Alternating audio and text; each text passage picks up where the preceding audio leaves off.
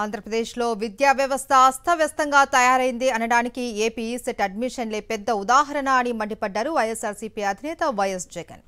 ECET ఫలితాలు వచ్చి 45 రోజులు అవుతున్నా ఇప్పటికీ కౌన్సిలింగ్ ప్రారంభం కాలేదు అన్నారు. మరోవైపు రేపటి నుంచి ఇంజనీరింగ్ విద్యార్థులకు క్లాసులు ప్రారంభమవుతున్నాయని తెలిపారు. ఇంజనీరింగ్ రెండో ఏడాదిలో అడ్మిషన్ల కోసం 34,000 మంది పాలిటెక్నిక్ విద్యార్థులు ఈసెట్ పరీక్షలు రాస్తే అందులో 31,922 మంది ఉత్తీర్ణత సాధించారు అని వెల్లడించారు. మే 15న ఫలితాలు వెలువడినా ఇప్పటికీ కౌన్సిలింగ్ ప్రక్రియపై షెడ్యూల్ విడుదల చేయకపోవడం, అడ్మిషన్ల ప్రక్రియ ప్రారంభం కాకపోవడం విద్యా వ్యవస్థలో నెలకొన్న దారుణ పరిస్థితులకు నిదర్శనమన్నారు జగన్. అమాత్య మేలుకో పప్పు నిద్ర వదులు అంటూ ట్వీట్ చేశారు వైఎస్ జగన్. ఆంధ్రప్రదేశ్లో విద్యా వ్యవస్థ అస్తవ్యస్తంగా తయారైంది అనటానికి ఏపీ ఈసెట్ అడ్మిషన్లే పెద్ద ఉదాహరణ అని మండిపడ్డారు వైఎస్ఆర్సీపీ అధినేత వైఎస్ జగన్.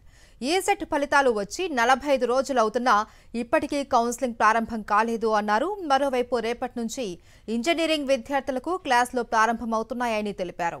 ఇంజనీరింగ్ రెండో ఏడాదిలో అడ్మిషన్ల కోసం 34,000 మంది పాలిటెక్నిక్ విద్యార్థులు ఈసెట్ పరీక్షలు రాస్తే అందులో 31,922 మంది ఉత్తీర్ణత సాధించారు అని వెల్లడించారు.